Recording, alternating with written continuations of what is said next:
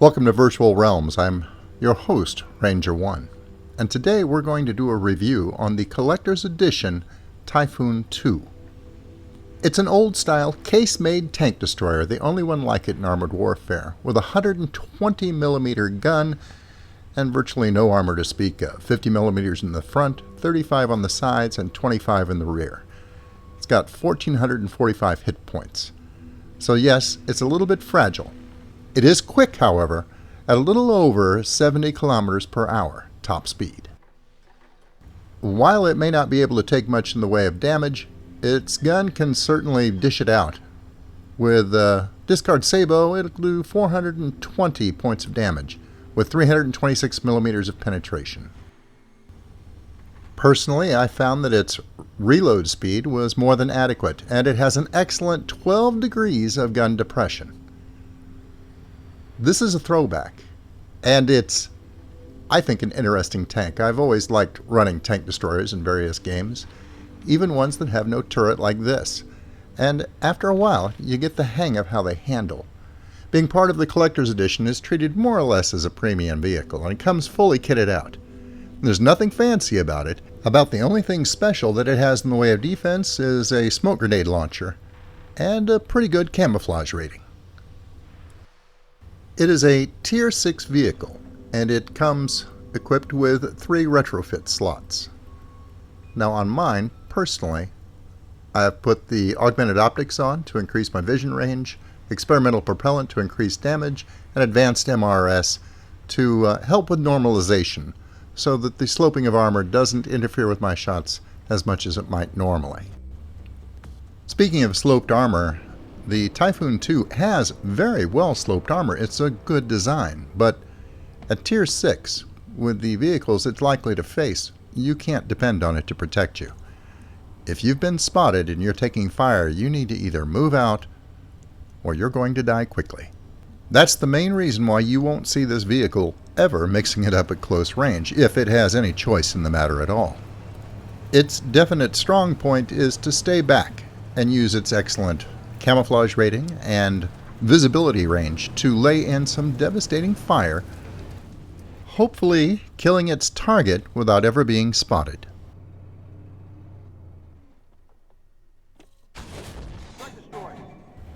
That was the first shot that I ever fired in the Typhoon II, and I consider it, well, pretty much a good omen.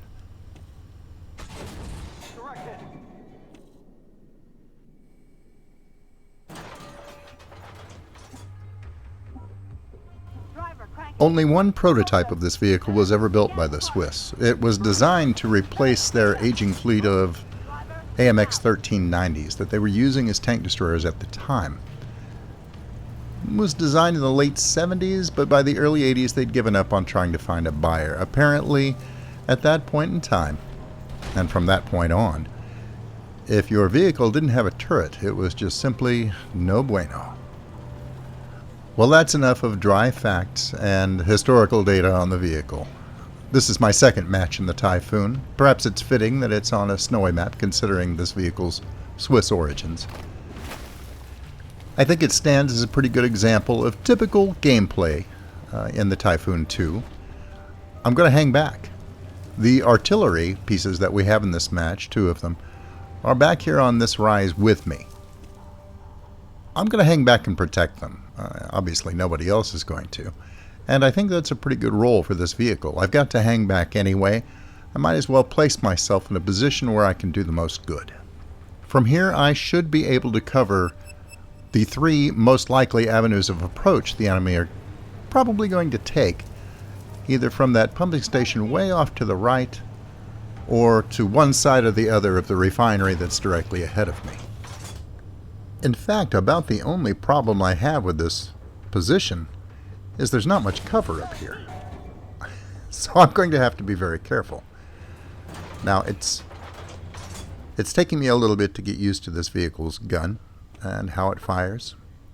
I've missed that expeditionary tank twice now, and he's giving our starship down there a hard time, so it's time to do some significant damage. There we go. Good solid hit, and it makes him easy for my teammates down there to pick him off.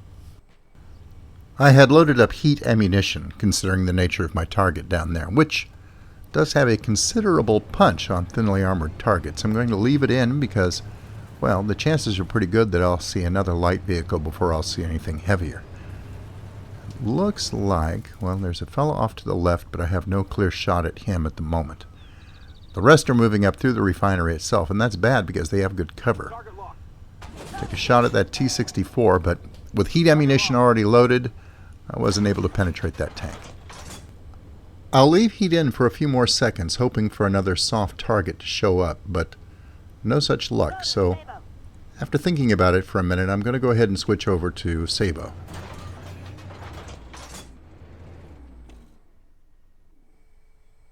That T-64 is poking his head up again.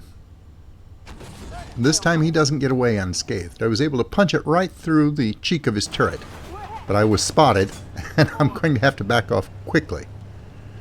Really, the surrounding cover, these little low bushes, they provide a little bit of cover for me. I'm a very low-profile vehicle, but my main defense right now is the range between myself and the target. Just simply being too far away, but that only goes so far.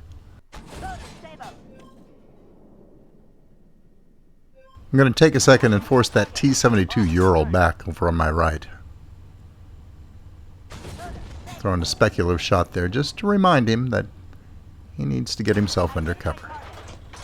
If I let him get too brave and advance on that side, I would be in big trouble very quickly. He and the rest of the enemy team's main battle tanks are probing our defenses, trying to find a way through. It's not going to take them long. There's another one pushing up through the refinery. He gave me his side. I got a good, solid hit in, and I'm not the only one. He's forced back at about a quarter of his full hit point total left. He's not alone, though. There are plenty of other targets. The enemy has decided to make their main push. The main problem we have at the moment is a third of our team is on the far side of the map, hunting down the enemy artillery. And that's all well and good, but we're going to have to hold this position long enough for them to get here. And I have a big problem. I've been spotted again. There's an expeditionary tank coming in from my right. And that is bad news for me. He could tear me up very, very quickly. He's got a great gun and great mobility. So we're going to reposition here. Yep, he's coming right over, dead in front of me. I'll eat a big shot and return the favor, but I had Sabo in, so we'll switch to heat. I take another hit. He's staying directly in front of my gun, and that proves to be his undoing. He would have loved nothing more than to run amok back here with our artillery pieces, so I guess my decision to hang back and stick by them, one's on either side of me, I guess that turned out to be a good decision. I've been joined by my fellow Typhoon II driver. There's actually a third Typhoon driver over on my far left, but I'm not sure if he's AFK or not, so I can't depend on him. Between the two of us, hopefully we can cover each other fairly well as the enemy gets closer and closer to our position. No joy on that front, though. He goes down almost immediately. I'm on my own up here. The enemy is getting desperate now, looking for a few last kills. They're down to two members, a T-72 Ural and the excellent ERC-90 tank destroyer. Frankly, I'm more worried about the tank destroyer than I'm about the Ural. The third Typhoon is still alive, but he's almost dead, and the Ural has penetrated to the rear. Our last Typhoon goes down, and here comes the ERC-90. I don't know if I can keep these artillery pieces alive or not. Nope, one down. I've got one behind me. I'm still going to try and keep alive. I hit that guy on the run. We're going to try for one more killing shot. Heat, sometimes I love you. But the Ural poked his head over that ridge, and I go down. I'll give this little Vostika something, though. Valkyria? He is fighting to the bitter end to stay alive. He's almost gone, though, and I'm going to linger just long enough to check out Deadball here in an expeditionary tank. He's the first one of our team to get back over on this side of the map. He's never going to make that hill, though. Well, I stand corrected. The expeditionary tank amazes me time and again. It is an excellent, excellent vehicle. He puts a great shot into the Ural. The Gvastika is somehow still alive and struggling to survive. He's going to come up behind him again. And that ends the match. Well done, you two. I didn't think that Valkyria was going to make it. Our Typhoons did pretty well in that match. They formed a very strong line of defense, and they supported our team pretty well from the rear with accurate and effective long-range fire, only falling when the enemy overran their position in the end. Yes, this vehicle does need some support to operate efficiently when the enemy closes to close range. Now that's all well and good on a relatively wide open map where it can snipe to its heart's content, but you might be thinking, Ranger, what happens when you get into a match where you can't snipe at long range? Well, let's take a look. Here we are on Lost Island, and I'm on the side of the map I'm least familiar with, so we're going to go ahead and head up the left side of the map, the northern border. I'm very unfamiliar with this terrain, so this should be something of an adventure and a good acid test for the vehicle. This is my third match in the Typhoon. Normally, I would like to snipe with this vehicle from the islands to the south, but I'm just going to have to make do. You'll notice that I was spotted almost immediately, so I can't depend on sitting back and using my camouflage to protect me. I'm going to have to depend on another asset this vehicle has, the fact that it's relatively quick. I'm going to have to hit hard and then pull back quickly behind hard cover. That also means that I'm going to need to stick very, very close to our main battle tanks so that I don't get overrun, which could easily happen. Fortunately, this vehicle is pretty quick to accelerate and has a good top speed, so I don't find that difficult to do. And that agility is going to serve me well in this match.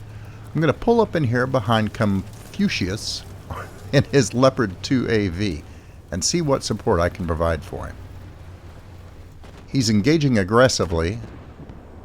I managed to take that gentleman out already, and I'm spotted this whole time, which makes me pretty nervous in this vehicle. But I've got a little bit of terrain to work with. Again, spotted right off the bat. And I take a strong hit from the right. I focused in the wrong area, but he turned his head for some reason, and that Ural goes down. Okay, time to play support. I'm this guy's wingman for the entirety of this match. That doesn't mean I'm going to stick right on his butt, of course. I'm going to try and maneuver into positions where I can help him as much as possible, and still be close enough for him to save my bacon when the time comes. Confucius is being engaged by a chieftain and a couple of stingrays from the front, and his flank is dangerously exposed. I'm going to have to try and defend him as best I can from here. We'll move back around. Do any of these guys have a shot on him? Doesn't look like it. Okay. I'm going to go ahead and move forward now. Still circling around. Those stingrays have me worried. They're very powerful light tanks, and they can do a lot of damage to Confucius very quickly. Fortunately, Confucius knows how to handle his Leopard well, and keeps them pretty well engaged without dying.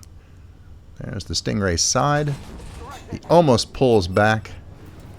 Too quickly for me to target, but we hit him anyway. I'm still spotted, so this is making me a little bit nervous. We'll nudge our way out. Oh good, he's coming straight for me. Always a bad idea in a light tank against a powerful little tank destroyer like this.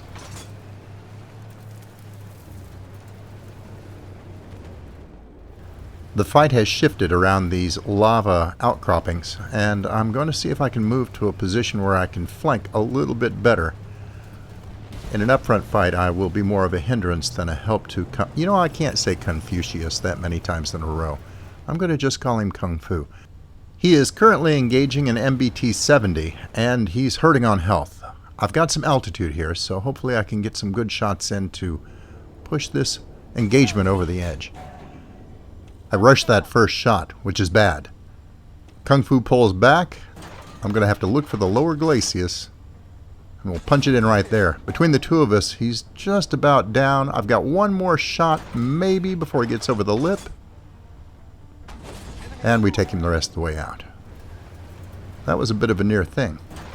And Kung Fu wastes no time going after a T-72 Ural a little further back.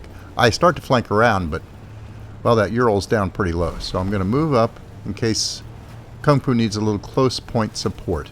But he's got the situation well in hand. I think it was actually a Fox that slipped in there and got in the final blow. So we're going to go ahead and turn. We're going to head for this ridge that I started up originally and see if we can't flank around and get a bead on the last two remaining members of the enemy team. The Fox is running for his life. We might have a chance to assist with this Terminator up ahead if we can get there quickly enough. And frankly, I have an edge over the Leopard in speed. Kung Fu is a class act. I completely missed him telling me thank you in chat. I'm sorry about that, Kung Fu. I didn't mean to overlook that. The only reason I was able to support you that well was because you did such a magnificent job driving that Leopard. Now here's the Terminator. He's the last one alive. I will get my shot, but no effect. Terminators are difficult to kill, but our team manages to finish him off in the end. The Typhoon did surprisingly well in that situation. And I believe the whole key to that was sticking close to and providing direct support for a main battle tank, preferably one that's well driven. If he can draw fire away from you, that gives you time to flank around, even though it's in close quarters, and deliver some devastating shots to the side and perhaps even the rear of the enemy vehicles. Using its speed and agility, despite the fact that it doesn't have a turret, to provide a meaningful contribution to the team. It certainly helps that the Typhoon has a pretty quick hull traverse, and that allows you to be nimble enough that you don't have to depend on your main weapon, which is camouflage. But I must still strongly stress that if you get overrun and caught out in the open without the support of a main battle tank and no cover, you're at a big disadvantage.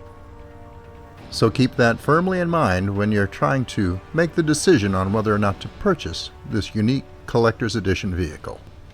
That's it for now, and until I see you again, good hunting. Thanks for watching. I hope you were entertained.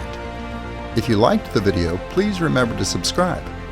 And if you're already a subscriber, thank you. And I'll see you next time.